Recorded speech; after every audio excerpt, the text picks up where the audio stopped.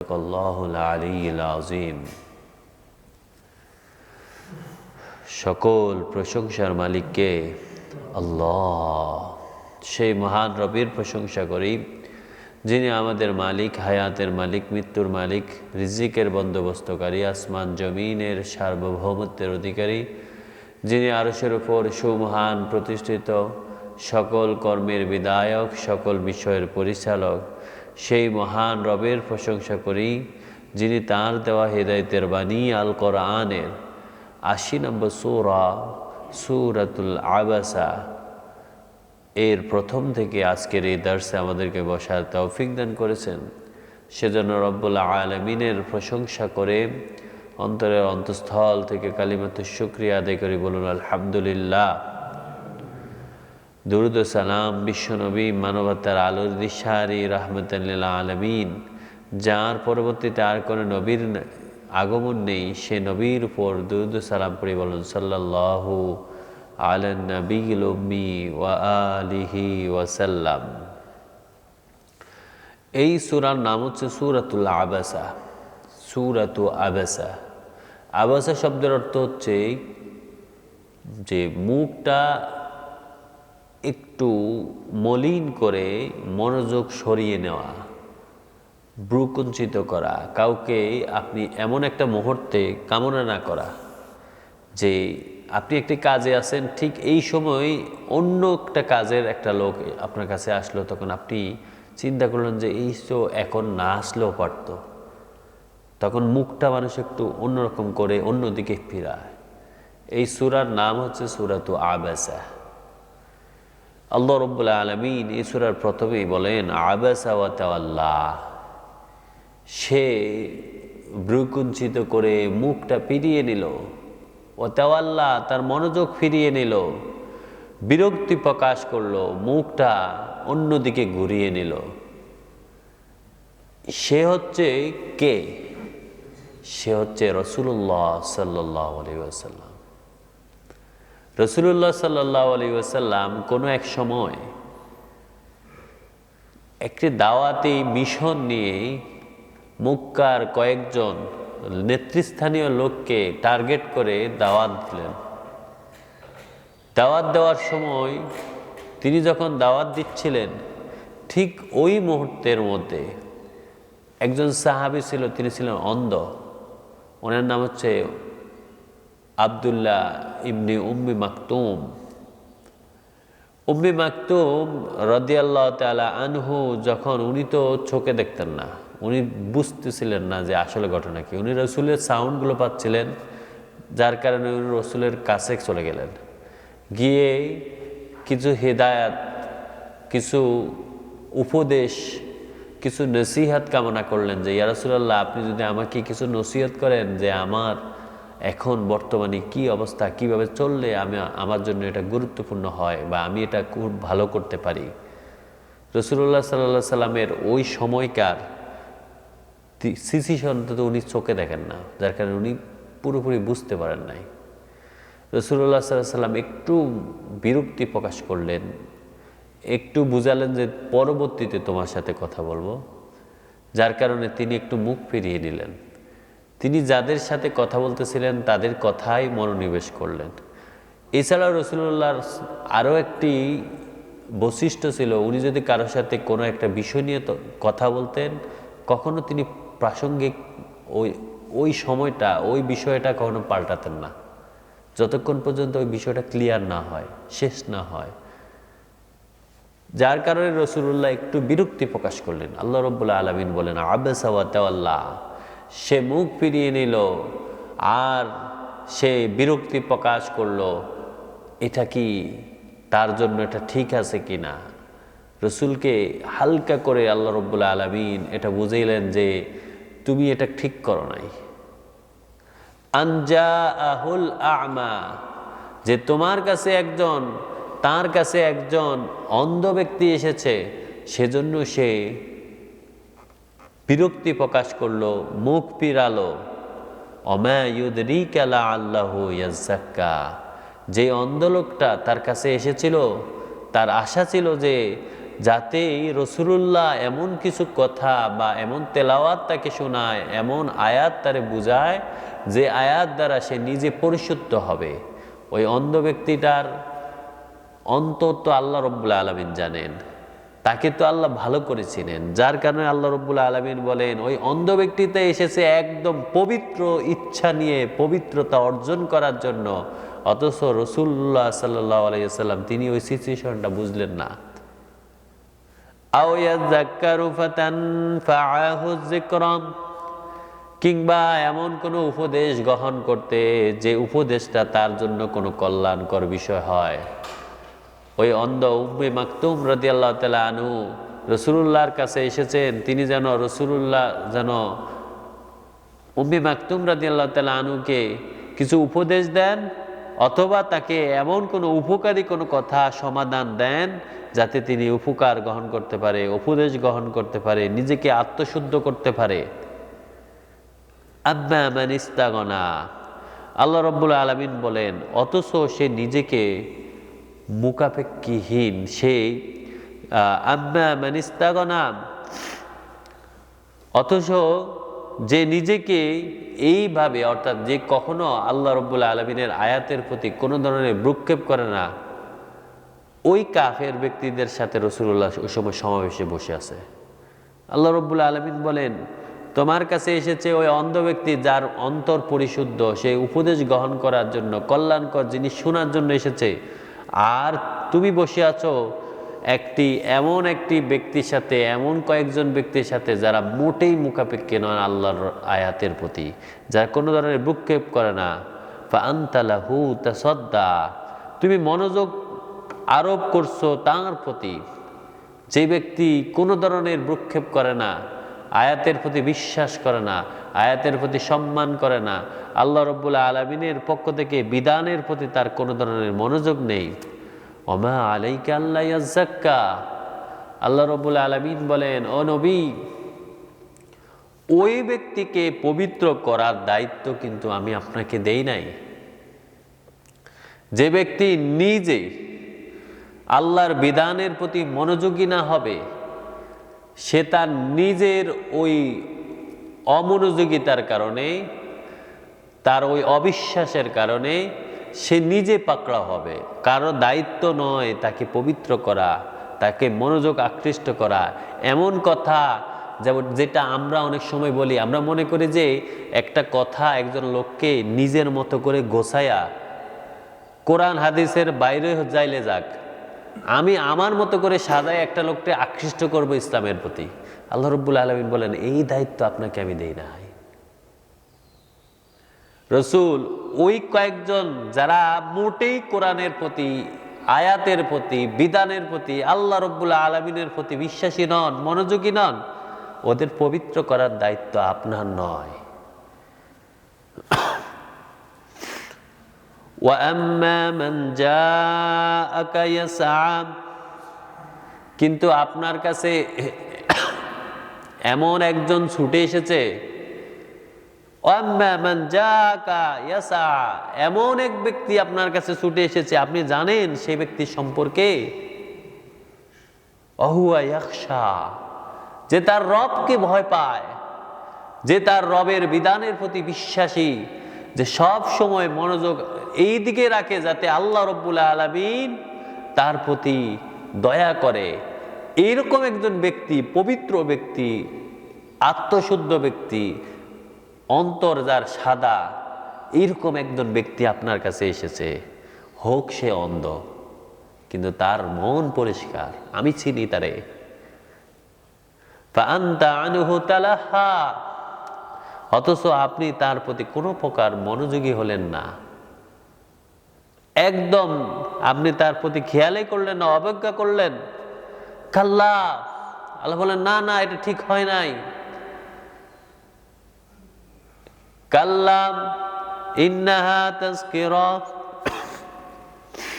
অবশ্যই এই কাজ একদম ঠিক হয় নাই, মোটেই ঠিক হয় নাই, কখনো এটা ঠিক হয় নাই। অবশ্যই এই কোরআন একটি উপদেশ, এটা শুধু উপদেশ বাণী। আপনি ওই কাফেরদেরকে শুধু উপদেশ দিবেন, মানলে মানবে, না মানলে নাই। তার প্রতি বসে মনোযোগী হয়ে তাকে আকৃষ্ট করার দায়িত্ব আপনার নয়। আবার যে ব্যক্তি উপদেশ গ্রহণ করতে এসেছে আপনি তাকে শুধু উপদেশটা শুনাইয়া দেন। যে ব্যক্তি নিজে উপদেশটা গ্রহণ করতে আসে সে খুব দ্রুত সে উপদেশটা গ্রহণ করবে। রসুল কাল্লা ইন্নাহা তাজকিরা, ওই সিচুয়েশনে ওই বিষয়টা মোটেই ঠিক হয় নাই, বরং এটা একটি উপদেশ বানিয়ে এসেছে, এটা একটি স্মরণ করার মতো একটা দিক এসেছে। ফামান শাআ যাকারা, এই উপদেশ আসার পরে এটা ইচ্ছা, যে ব্যক্তি চায় সে নিজে উপদেশ গ্রহণ করবে। ফামান শাআ যাকারা ফি সুহুফিম মুকাররামা, এটা এমন একটি উপদেশ যা লাউহে মাহফুজে আল্লাহ রাব্বুল আলামিন যেটাকে সুসংগঠিত করে রেখেছে, সম্মানিত করে রেখেছে, সহিফার মধ্যে যেটা লিপিবদ্ধ আছে। এটা এমন একটা উপদেশ যেটা লৌহে মাহফুজে পর্যন্ত সংরক্ষিত রয়েছে। মারফুআতি মুতাহারা, যেই উপদেশটা একটি কল্যাণকর এবং সুউচ্চ সুসম্মানিত পবিত্র, এরকম একটা উপদেশ আপনার কাছে এসেছে। আপনি শুধু এই উপদেশটা মানুষকে শোনাবেন, কোনো দায়িত্ব নয় কাউকে বুঝাইয়া দেওয়া, কাউকে তার প্রতি আকৃষ্ট করা। বিআইদি সাফারা, যেই সব লোকদের হাত থেকে, অর্থাৎ আমি এই কোরআন এই উপদেশ বাণী আপনার কাছে প্রেরণ করেছি এমন এক ফেরেশতা দলের মাধ্যমে যারা খুব সুসম্মানিত। বিআইদি সাফারা, তাদের হাত দিয়ে আপনার কাছে এই কোরআনটা পৌঁছে দিয়েছে। কিরামিম বারারা, যারা সম্মানিত এবং অনুগত। সুবহানাল্লাহ, সুবহানাল্লাহ। কুতিলাল ইনসানু মা আকফারা, আল্লাহ রাব্বুল আলামিন বলেন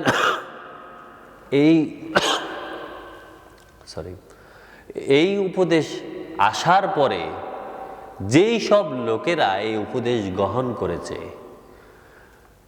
তারা তো সুসম্মানিত হয়েছে, কিন্তু যেই ব্যক্তিরা এই উপদেশ গ্রহণ করে নাই, আল্লাহ বলেন কুতিলাল ইনসান, ওই ব্যক্তিরা ধ্বংস হয়ে গেছে। ওই ব্যক্তিদের জন্য অত্যন্ত কঠিন একটি বিষয় হচ্ছে মা আকফারা, যারা এই কোরআনকে, এই জিকিরকে, এই উপদেশ বাণীকে, এই আদর্শ থেকে বঞ্চিত, অস্বীকার করেছে, অকৃতজ্ঞ হয়েছে তার প্রতি, এই সব লোকদের জন্য ধ্বংস। মিন আইয়ে শাইইন খালাকা, যেই সব লোকেরা এই উপদেশ গ্রহণ করে না, এই হুকুমের প্রতি আকৃষ্ট হয় না, এই জিকির শুনে না, আল্লাহ রাব্বুল আলামিন বলেন তারা কারা? মিন আইয়ে শাইইন খালাকা, তাদেরকে কোথায় থেকে বানানো হয়েছে তারা কি চিন্তা করে না? কি দিয়ে আল্লাহ তারা তৈরি করেছে, কি দিয়ে তাকে তৈরি করা হয়েছে, কোন জিনিস থেকে আল্লাহ রাব্বুল আলামিন তাকে সৃষ্টি করেছেন, তারা কি এটা চিন্তা করে না? মিন নুতফা, আল্লাহ বলেন তারে আমি মাত্র সামান্য বীর্য থেকে তৈরি করেছি, মাত্র শুক্রাণু, একদম নগণ্য শুক্রাণু থেকে তৈরি করেছি। সে একবারও চিন্তা করে না কি, সে নিজেকে কি মনে করে, সে আল্লাহর পক্ষ থেকে আসা উপদেশ বাণী থেকে মুখ ফিরিয়ে নেয়, নিজে সরে থাকে, মান্য করে না, কুফরি করে, অবজ্ঞা করে, এই কিতাবের প্রতি আকৃষ্ট হয় না। সে কি একবারও চিন্তা করে না আমি তারে সামান্য নুতফা থেকে সৃষ্টি করেছি, বীর্য থেকে সৃষ্টি করেছি। এরকম কত বীর্য পড়ে যায়, তারে আমি এখান থেকে সৃষ্টি করেছি। খালাকাহু ফাকাদ্দারা, এই হীন বীর্য থেকে সৃষ্টি করার পরে আমি তারে আবার সুসংগঠিত করেছি। কোথায় নাক থাকার কথা, কোথায় চোখ থাকার কথা, কোথায় হাত থাকার কথা, ঠিক ওইভাবে আমি তারে সুসংগঠিত করেছি। যদি আমি চাইতাম তার হাতগুলো পায়ের জায়গায় দিয়ে দিতাম, পা গুলো হাতের জায়গায় দিয়ে দিতাম, তখন সে বুঝতো কি এই মানুষটা আল্লাহর পক্ষ থেকে আসা হুকুমের প্রতি অমনোযোগী। সে কি একবারও চিন্তা করে না সামান্য বীর্য থেকে আমি তারে সুসংগঠিত করে সৃষ্টি করেছি? অথচ সে নিজেকে এক মহাশক্তিধর মনে করে এখন আল্লাহর বিধান থেকে অমনোযোগী।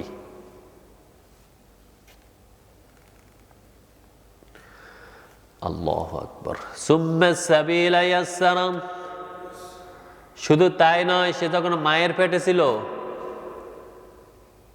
কিভাবে কিভাবে ছিল সে কি একবার চিন্তা করে ওখানে তারে আমি কিভাবে হেফাজত করেছি, আবার ওখান থেকে বের করার রাস্তাটা আমি কত সহজ করে দিয়েছি। কত মা আছে নিজের সন্তান প্রসব করতে গিয়ে নিজে মারা যায়, আর কত বাচ্চা আছে প্রসব হতে গিয়ে বাচ্চা মারা যায়। সে একবারও চিন্তা করে না ওইখান থেকে আমি তারে রাস্তা দেখাইয়া তারে জীবন দিয়েছি, চলার পথ দিয়েছি, ওখান থেকে বের করে নিয়ে এসেছি। তার শক্তি সামর্থ্য ছিল? মুঠেই ছিল না। সে একবারও চিন্তা করে না। সুম্মা সাবিলা ইয়াসসারা সুম্মা আমাতাহু ফাআকবারা, এমনকি তারপর তার মৃত্যুও পর্যন্ত আমি দিই, মৃত্যুও ঘটাইয়া দিই এবং তারে কবর পর্যন্ত পৌঁছাইয়া দিই।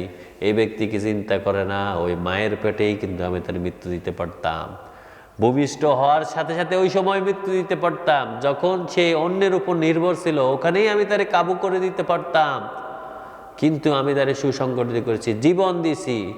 কিন্তু সে এটাও ভুলে যায় না যে সেই জীবন যৌবন সারাদিন সারা বছর সবসময় তার থাকবে না, কোনো এক সময় আবার এই যৌবনটা কেড়ে নিয়ে আমি তার মৃত্যুর মুখে পতিত করে আবার কবরে পৌঁছাইয়া দিব। সুম্মা ইযা শাআ আনশারা, অতঃপর যখন চাইবেন আল্লাহ তখন আবার তাকে উঠিয়ে আনবেন ওই কবর থেকে। আল্লাহ বলেন ওই ব্যক্তি একবারও চিন্তা করে না সে আমার পক্ষ থেকে আসা জিকির থেকে অমনোযোগী। তারে আমি সামান্য নুতফা থেকে সৃষ্টি করেছি, নুতফা থেকে সৃষ্টি করার পরে তারে সুসংগঠিত করে তার প্রত্যেকটি অঙ্গ যথাস্থানে আমি পৌঁছে দিয়েছি। শুধু তাই নয়, মায়ের পেটে যখন সে ছিল ওখানেই সেই একদম অন্ধকারাচ্ছন্ন ছিল, সেখান থেকে আমি রাস্তা বের করে তারে নিয়ে এসেছি, এমনকি তারে যৌবন দিয়েছি, মৃত্যু পর্যন্ত ঘটাবো।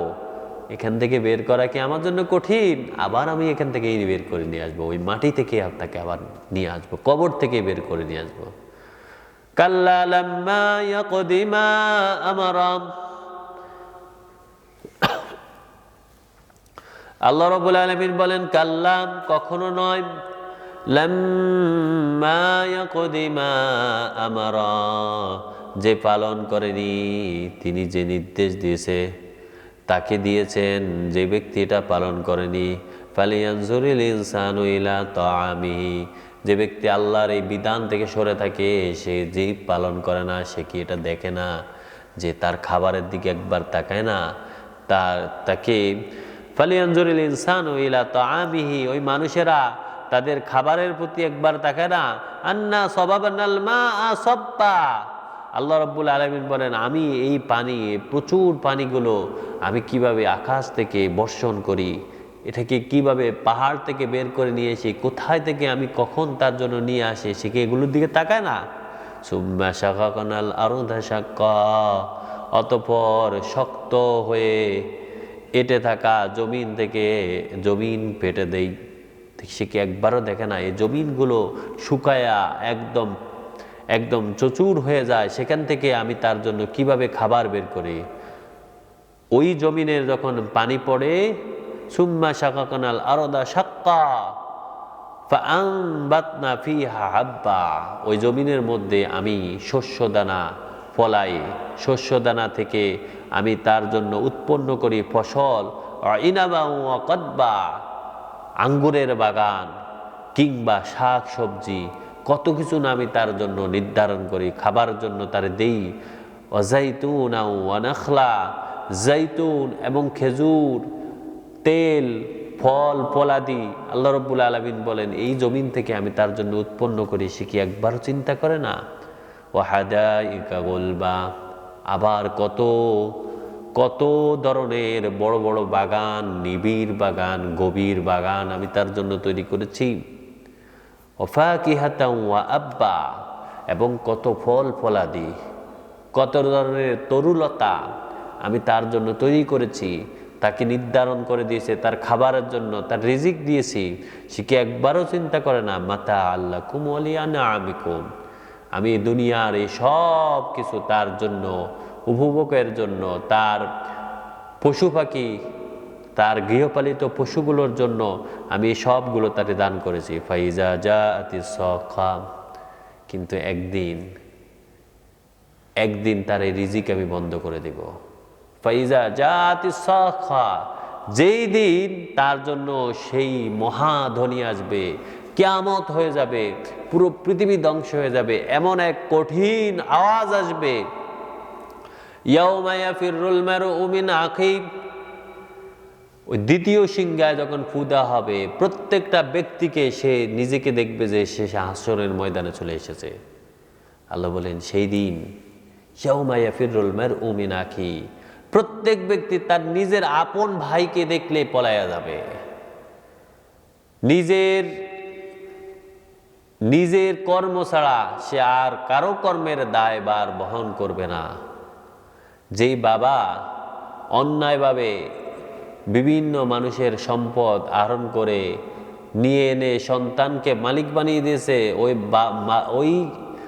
ওই ছেলে বলবে যে আমি তারে চিনি না, আমি এটার কোনো দায়ভার নিতে পারবো না।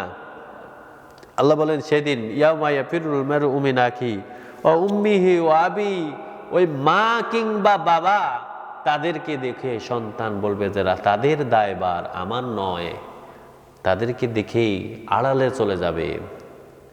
ওয়া সাহিবাতিহি ওয়া বানি, কিংবা নিজের স্ত্রী কিংবা সন্তান, নিজের সঙ্গী, নিজের সাথী, এই সব কেউ কারো দায়ভার নেবে না। সবাই সবার দেখলে পলায়া যাবে, সবাই সবার দেখলে আড়ালে চলে যাবে। লিকুল্লি ইমরিইম মিনহুম ইয়াউমাইন, আল্লাহ রাব্বুল আলামিন বলেন প্রত্যেকটা ব্যক্তি সেই দিন এই ভয়াবহতার মুখাপেক্ষী হবে। সেই দিন কেউ নিজের ছাড়া অন্য কারো ব্যাপারে কোনো দায়ভার বহন করার চিন্তাই করবে না। কেউ কারো চিন্তা করবে না, কেউ কারো কর্মের প্রতিফল কিংবা যাদের কুকর্মের জন্য শাস্তি হবে তার কোনো দায়ভার নেবে না। তাফসীর কারকরা বলেন এই যে পলানোর বিষয়টা, প্রথম তো তারা পালাবে যাতে কেউ কারো দায়ভার আমার দিকে না ফিরাতে পারে। আমি বলবো যে আমার স্ত্রী, সে তার ব্যাপারে, আমি জানি না তার ব্যাপারে সে কি করেছে না করেছে। আবার এরকম হতে পারে আমি যেন কোনো আমল তারে না দিতে হয় সেজন্যও পালাবে। কিন্তু আল্লাহ বলেন ওই কিয়ামতের দিন এত ভয়াবহ অবস্থাতে যে কেউ কারো চিনে না, কেউ কারো দায়ভার বহন করে না, সবাই যখন তার নিজের ব্যক্তিত্ব নিয়ে পলায়া যাবে, এমনকি যারা নবী এবং রসুল তারাও বলবে যে ইয়া নাফসি ইয়া নাফসি, আমি ছাড়া আর কারো দায়ভার নিতে পারি না।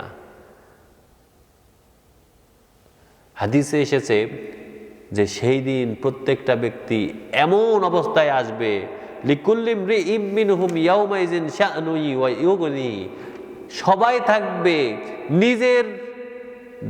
নিজের কর্ম ছাড়া আর কারো কাছে তো নিবেই না, এবং থাকবে সবাই ব্যস্ত।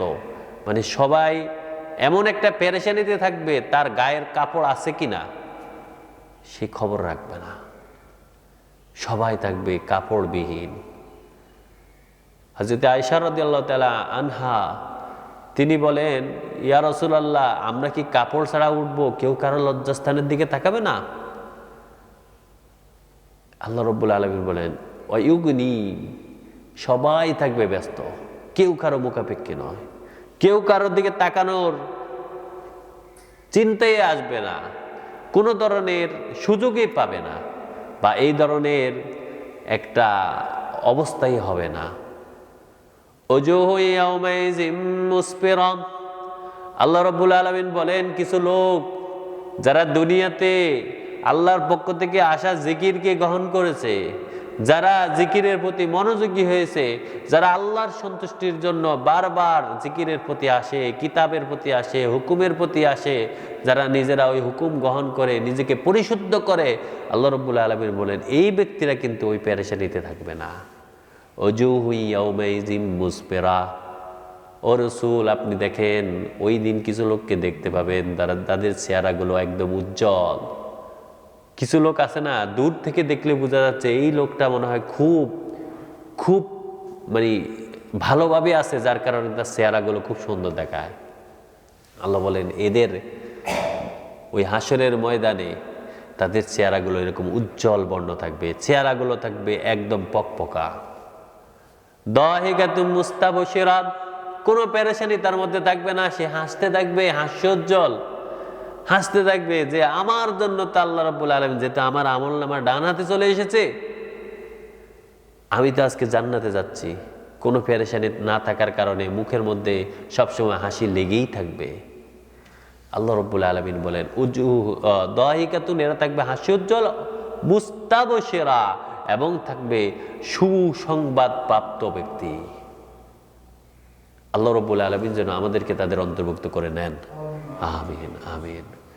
কিন্তু আল্লাহ বলেন এই কঠিন মুহূর্তে অউজুহুন, কিছু লোকের অবস্থা হবে এরকম,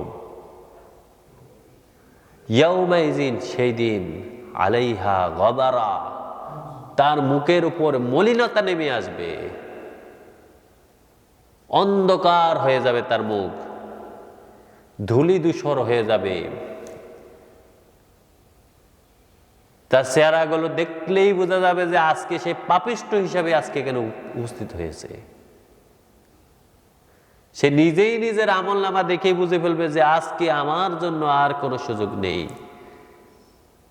তারহাকুহা কতারা, আল্লাহ রাব্বুল আলামিন বলেন অন্ধকার তার পুরো চেহারাটাকে ঢেকে ফেলবে, কোনো হাসি থাকবে না, পেরেশানির চোটে চোখগুলো কপালে উঠে যাবে।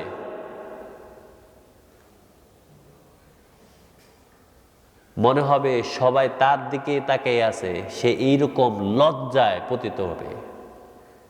মনে হবে যে সবাই মনে হচ্ছে আজকে তারা চিনেই ফেলছে, সে যে কি অপরাধী ছিল, কিভাবে মানুষের সম্পদ কিংবা মানুষের পিছনে লেগে থাকতো। আল্লাহ বলেন ওই ব্যক্তির চেহারা দেখে ওই ব্যক্তির মধ্যে এরকম একটা পেরেশানি চলে আসবে, তার চেহারার মধ্যে সব ফুটে উঠবে। উলাইকা হুমুল কাফারাতুল ফাজার, ও নবী, যেই সব লোকেরা জিকির থেকে, আল্লাহর এই আয়াত থেকে, আল্লাহর বিধান থেকে, আল্লাহর পক্ষ থেকে নাজিরকৃত কিতাব থেকে দূরে সরে আছে, যারা মোটেই কোনো ভ্রুক্ষেপ করে না, আপনি তো তাদেরকে নিয়ে বসে আছেন, আপনি তাদেরকে বুঝানোর জন্য, ইসলামের প্রতি আসার জন্য, আল্লাহ রাব্বুল আলামিনের বিধানের প্রতি আসার জন্য আপনি প্রচেষ্টা চালাচ্ছেন, এরা হচ্ছে সেই সব কাফের। উলাইকা হুমুল কাফারাতুল ফাজার, এরা হচ্ছে সে পাপিষ্ঠ, দুরাচারী, অপরাধী, বিশৃঙ্খলা সৃষ্টিকারী, সমাজের শান্তি নষ্টকারী, সমাজের মধ্যে যত অপচেষ্টা আছে সব পরিচালনাকারী এই পাপিষ্ঠ ব্যক্তিরা, যাদের চেহারাগুলো মলিন হবে, অন্ধকারাচ্ছন্ন হবে, কোনো সুসংবাদ পাবে না এবং কোনো ধরনের হাসি তাদের চেহারার মধ্যে দেখতে পাবেন না। এরা হচ্ছে সেই পাপী যাদেরকে জাহান্নামে নিক্ষেপ করা হবে, নাউযুবিল্লাহ। আল্লাহ রাব্বুল আলামিন যেন এই সব ব্যক্তিদের আশ্রয়, প্রশ্রয় এবং দলাদলি কিংবা এদেরকে অনুসারী থেকে আল্লাহ রাব্বুল আলামিন যেন আমাদেরকে মুক্ত করেন, আমিন। আল্লাহ যেন এই কোরআন দিয়ে আমাদের জিকির, আমাদের উপদেশ গ্রহণ করার তৌফিক দান করেন। এই উপদেশ গ্রহণ করে যেন আমরা নিজেরা আল্লাহ রাব্বুল আলামিনের রহমত অর্জন করতে পারি, সে তৌফিক দান করেন, আমিন। ওমা তৌফিক।